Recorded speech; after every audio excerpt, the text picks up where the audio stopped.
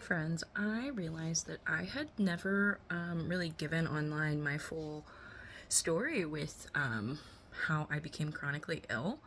And considering that a lot of people have been going through this, I kind of just wanted to share it. So in 2020, when the pandemic was happening, I got COVID the first time. And the first time I caught COVID, I was sicker than I've ever been in my entire life. I have already like an autoimmune disorder. You can see here I have vitiligo. It's the Michael Jackson disease. So I was already predispositioned to get pretty sick from COVID, but I really thought that I was going to pass away. I was sitting and couldn't breathe. Like I felt like I ran a mile, and I just I really can't explain how I've just never been any more sick for 2 straight weeks, to the point where I thought I was going to pass away. And that is why I didn't go to the hospital, because I was like, if I pass, I want to do it here at home rather than hooked up to a ventilator.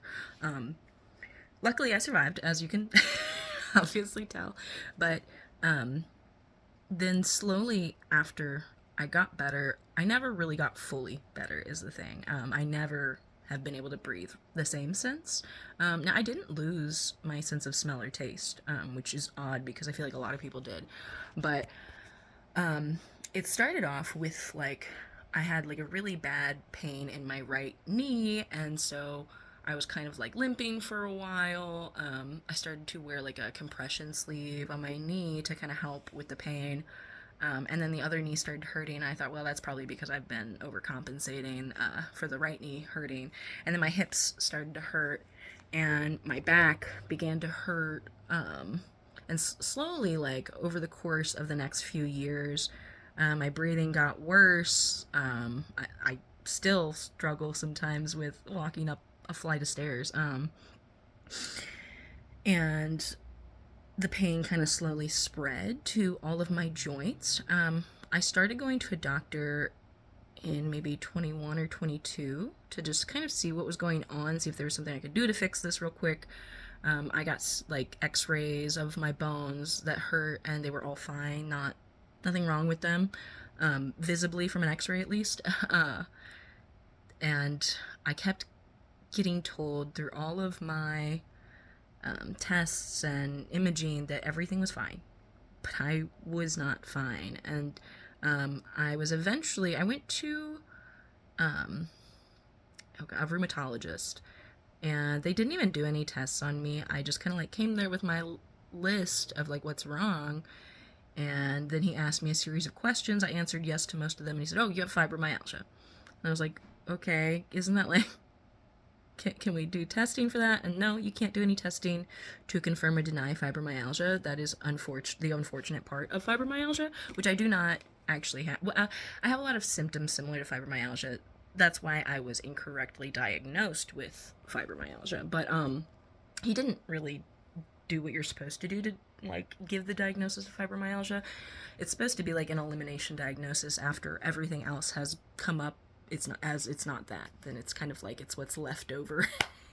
And I gotta say, like, being diagnosed with fibromyalgia was very saddening to me, because there's not really any cure, and a lot of people find that their doctors don't even really fully understand fibromyalgia. It's still something being studied really and like understood, because for a long time all the patients were just told it was all in their head.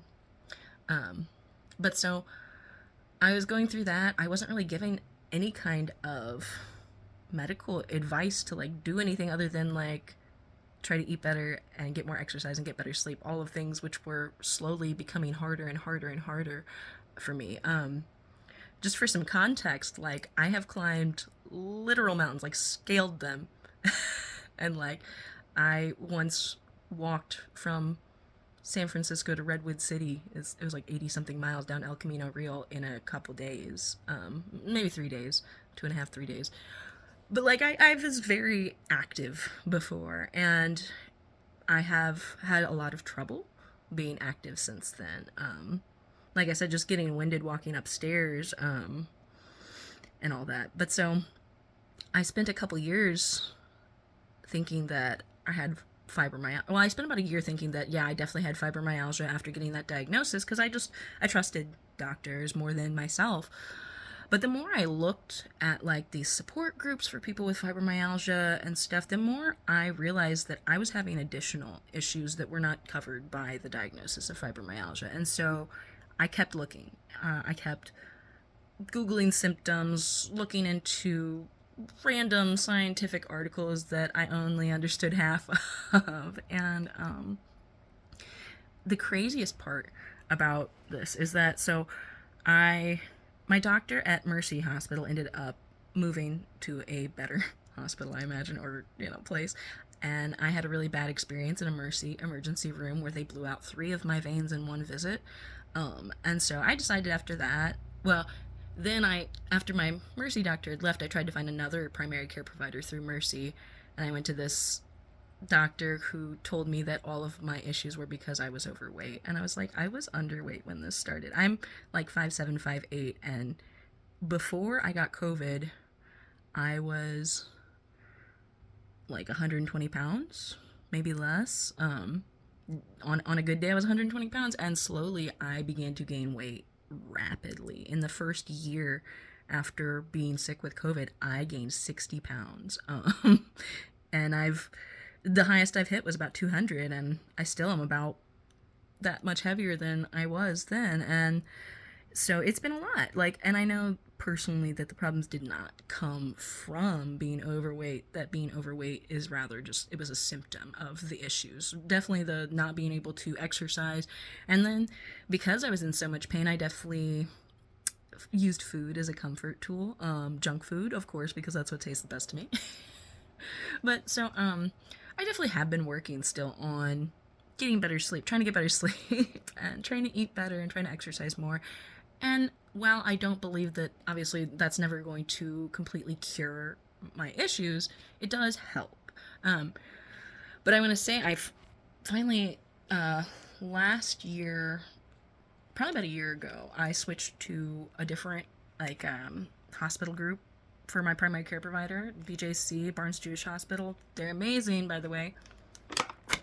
And I have a really kind doctor who just listens, and you can tell she cares, which was definitely not what I got at Mercy. But so I started seeing her probably around June of last year, and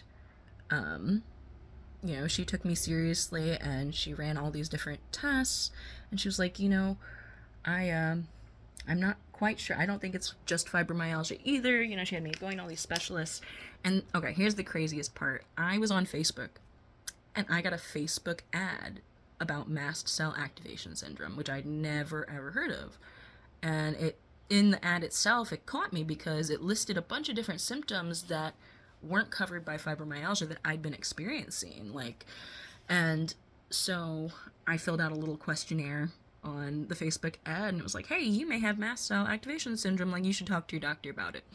So I did that at my next doctor appointment. I said, hey, have you ever heard of mast cell activation syndrome? And she was like, I know a little bit. And so we kind of looked into what tests to order for that. Those ended up coming back normal, unfortunately. But at our next appointment, she was like, hey, I was at this doctor's dinner, and I met this doctor who's the mast cell guy in St. Louis. So she tried to get me to go see him. Of course, my insurance didn't cover him. So we found a loophole where my insurance will cover an associate nurse of his that also works at BJC. And so I see her, and she just is our intermediary, basically. But she's very knowledgeable as well. And so the way I ended up getting diagnosed. So if you have had COVID and you're still you're experiencing a lot of different pain and a lot of symptoms in every single system of your body, so vision, digestive, your heart issues, musculoskeletal, urinary, liver, all these different organs are having things go wrong with them. This is what got me diagnosed. I did a 24-hour urine collection sample. Super gross. Just super gross. But I can say that that was the one time in my life, and probably the only time in my life, where I handed someone a whole jug of piss and they thanked me for it. But that was the test that we ended up seeing over the course of a day, that I was meeting whatever levels for mast cell activation syndrome. And since then, as it's kind of gotten a little worse too, different tests have shown like inflammation with no clear cause, but it's my mast cells that are activating. And if you're not familiar with what mast cells are, totally cool. I didn't know either. Mast cells are like the big guns of your immune system, basically. And when someone goes into anaphylactic shock, that is triggered by your mast cells. It's your body's way of saying something's really, really, really wrong. Like, I need help. But when you have mast cell activation syndrome, they just kind of do that for no reason, or for like really lame reasons, like the air pressure changes, or like it's too hot or too cold, or you stood up too fast. Like, it can literally be the dumbest things. Or it, like, literally too, I've worn a bra that was too tight and I started having an allergic reaction, and that can trigger your mast cells, like compression, which is so stupid. But anyways, 24-hour urine collection is what finally got me diagnosed. And if anyone else is going through this too, I would love to share with you all the vitamins and stuff that I personally have done a bunch of research on, and had ChatGPT help me, and then obviously I double check it. But and then I double check with my doctor, obviously, as well. And you should do that too. Even if I give you a list of vitamins, please double check with your doctor before taking any of these, because I don't know your medical history, and some vitamins, not everybody is different, so some vitamins may not be helpful for you. But I was going to say too, they've started me on histamine blockers, and so since February I got diagnosed of this year, 2025, and I have really I haven't gotten as bad as I'd been getting. Like, my illness curve stopped inclining so much, I guess. I have gotten better-ish. I definitely have staved off flare-ups a lot. So histamine blockers, I did not know that Claritin and Pepsid are histamine blockers. I take one of those in the morning, one at night, like both of them I take in the morning and then at night. And it's crazy how those have really kept me from flare-ups that I know would have been a lot worse or would have happened. And I noticed this too, because if I miss 3 doses of those 2 medicines, I go into a flare-up. And I recently just started low-dose naltrexone, which unfortunately isn't covered by insurance because it's still kind of experimental, but that doctor who is like the mast cell guy has found that low-dose naltrexone has helped with pain in people who have mast cell activation syndrome, and I have noticed it as well too.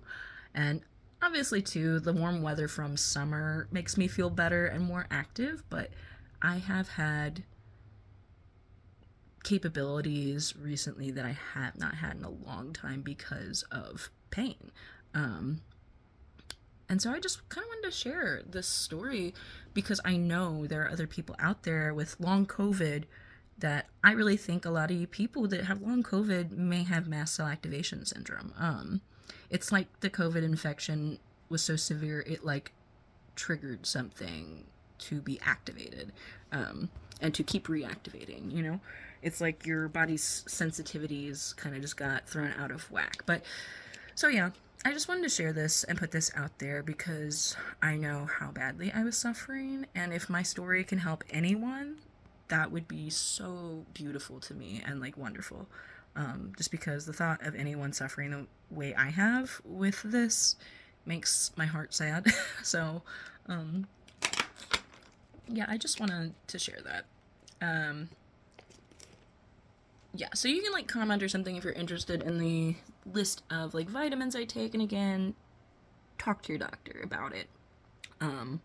If you can. I know doctors are not always accessible to people, but I will say too, just tread lightly. I've had to slowly introduce each vitamin and medicine one at a time at very small amounts and slowly increase. So it has been, well, I mean, since February, it's been a process. It's June. No, it's July now. So February, March, April, May, June, July, 5 months. Last 5 months, I've added slowly all these different vitamins and such, but it's helped. It's helped a lot. I know that I would be probably way worse off without it all, and I know that when I miss my medication for 3 doses, I go right into a horrible flare up. And so, yeah, I just want to share a little bit of hope if you are struggling and feeling lost, and people are just telling you maybe like you have long COVID, or you suddenly got diagnosed with like something like fibromyalgia that doesn't quite seem to fully fit, and you know for a fact that you got sick after COVID. Look into mast cell activation syndrome. It's definitely worth looking at. So yeah, if anyone needs any like kind of doctor recommendations too, if you're in St. Louis and you have like state insurance, I can totally share some of that as well. So I hope everyone has a good day, and I hope anyone who is facing chronic pain and chronic illness finds a little bit of hope today, because you deserve it. All right, bye.